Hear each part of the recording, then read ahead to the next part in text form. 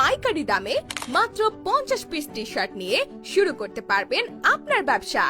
সেরা মানের T shirt, polo shirt, jersey, cap সহ আরো বহু পণ্যের সমাহার, যা তৈরি করা হয় আমাদের নিজস্ব গার্মেন্টসে। আমাদের এখানে সকল ধরনের ফেব্রিক্স দিয়ে টি শার্ট, পোলো শার্ট তৈরি করা হয়। চাইলে আপনি আপনার পছন্দ মতো স্টাইলে তৈরি করতে পারবেন।